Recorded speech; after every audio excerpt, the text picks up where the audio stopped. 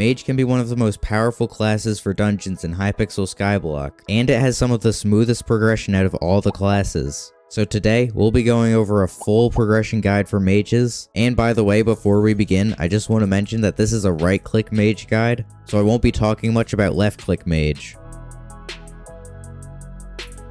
For the entrance floor, floor 1 and floor 2, you'll be using similar gear, so we'll go over all of these floors at once. Your armor for these floors should be full Wise Dragon armor. The Wise Dragon armor set is unlocked at combat level 16 and gives you an insane amount of mana for the really cheap price. And it has a full set bonus that reduces the mana cost of your items, so you can either use this set for a while, or once you get Catacombs level 2, you can switch to 2/4 Rotten armor, a heavy chest plate, and dark goggles. But you can also just stick to the Wise Dragon armor because it will be coming back again for a later floor just dungeonized. For your weapon, you can just use the Mage's left click ability with your best damaging weapon until you have Catacombs level 3 unlocked so that you can use a Dreadlord sword. And once you've beaten floor 1, you can switch from your Dreadlord sword to a Bonzo staff. The Dreadlord sword and the Bonzo staff are both right click mage weapons, so make sure that you're using the right click abilities and not actually hitting mobs with the left click ability. Now for your pet, you'll want to be using the sheep pet. Generally, a nice sheep pet will be pretty expensive,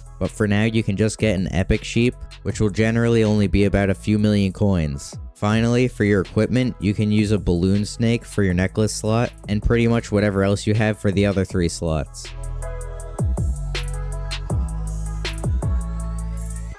Now on to floor 3, where you can optionally get a few upgrades. If you want, once you've completed floor 3, you can switch to adaptive armor, which is better for damage and effective health than the last sets, but it's not better than the dungeonized Wise Dragon armor that we'll get to on the next floor. For your weapon, you can either stick to your Dreadlord sword or Bonzo staff, or you can optionally upgrade to the Frozen Scythe. The Frozen Scythe can be better than the Bonzo staff in certain situations because it pierces mobs unlike your previous weapons, but it also deals less area of effect damage than the Bonzo staff. So it's up to you which one you want to use, but don't forget that you can always just use both if you have the money. And finally, you can keep your sheep pet from the previous floors.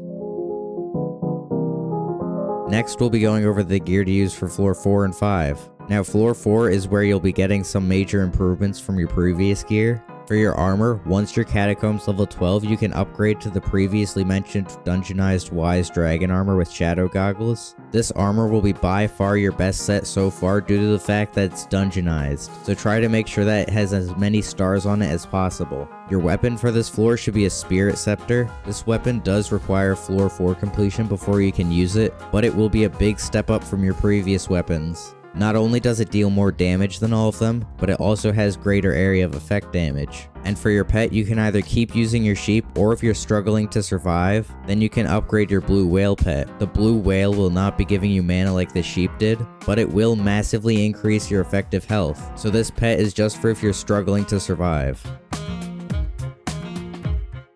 Floor 6 will also be getting you some big upgrades, mainly in your armor, because now you can upgrade from your Wise Dragon to 3/4 Necromancer Lord with shadow goggles. The Necromancer Lord armor is more of a tanky set than your previous Wise Dragon set, so you'll be dealing a bit less damage, but your survivability will increase greatly. For your weapon, you can either keep using your Spirit Scepter, or you can switch to a Yeti sword.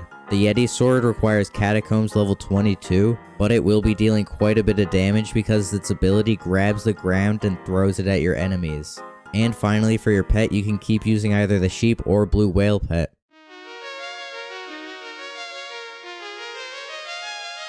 Floor 7 is where you'll finally be getting some of the best mage gear in the entire game. You can upgrade your armor to 3/4 Storm with Wither Goggles once you have completed the floor at least once, and for your weapon you have many different options. You can keep using either your Spirit Scepter or Yeti Sword, but you could also switch them out for a Midas Staff. This option will be a bit more expensive because you have to make sure that the price paid for the staff when it was bought from the Dark Auction House is at least 100 million coins for it to deal the maximum amount of damage. And if you have unlimited money, then you can just buy a Hyperion, which is essentially the best mage weapon in the game. But the Hyperion is definitely not required for beating floor 7, especially considering the ridiculous price tag. For For your pet, you can keep using the sheep or blue whale, but you can also switch to a wither skeleton pet for the boss fight because of the decreased damage you take from skeletons and the increased damage you deal to wither mobs. And finally, the best equipment in the game for RCM is a molten necklace, vanquish gas cloak,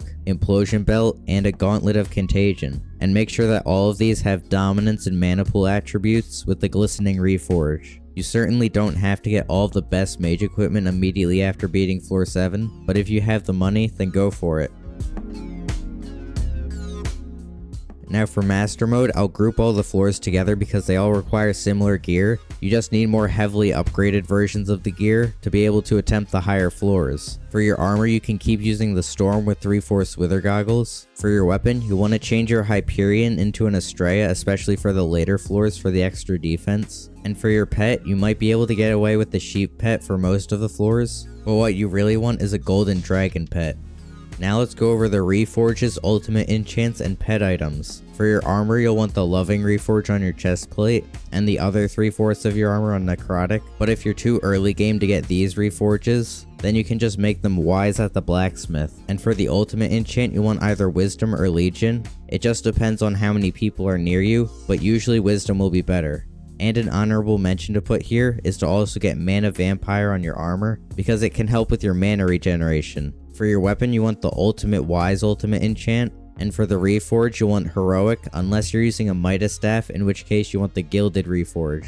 Now let's go over your pet items. There are two main options, the Textbook and the Dwarf Turtle Shellmet. The Textbook will increase your mana, while the Dwarf Turtle Shellmet will make you take almost no knockback. Generally, the Dwarf Turtle Shellmet is better, but that's more up to personal preference. Now for all the extra useful items you can use, firstly, we have one of the most useful utility items in all of Skyblock, which is either the Aspect of the End or the Aspect of the Void. The Aspect of the Void is the upgraded version of the Aspect of the End, and these items will allow you to teleport a set amount of blocks at the cost of some mana. The next items are healing wands. There are 4 healing wands, including the Wand of Healing, Mending, Restoration, and Atonement. Each of these wands will heal you for a set amount of health every second for 7 seconds. These wands will be some of your best healing sources while in dungeons, but the next items, the zombie swords, can give you more rapid healing. There are technically 3 tiers of zombie swords, but we'll focus on the last 2. There's the ornate zombie sword and the florid zombie sword.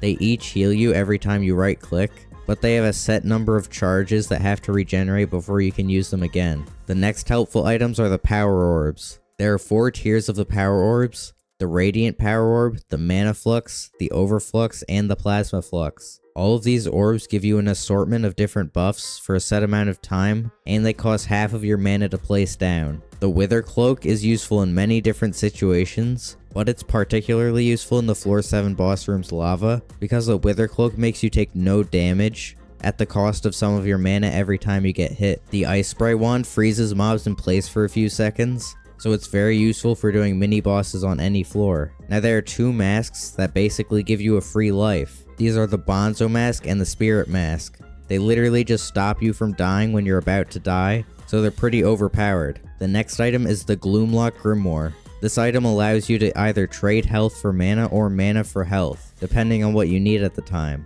And finally, the Gyrokinetic Wand has 2 abilities: Aligned, which splits incoming damage, and Gravity Storm, which pulls nearby mobs into the middle for you to attack them. If you have any questions, you can either comment them down below or join the Discord server. Don't forget to like and subscribe. Bye.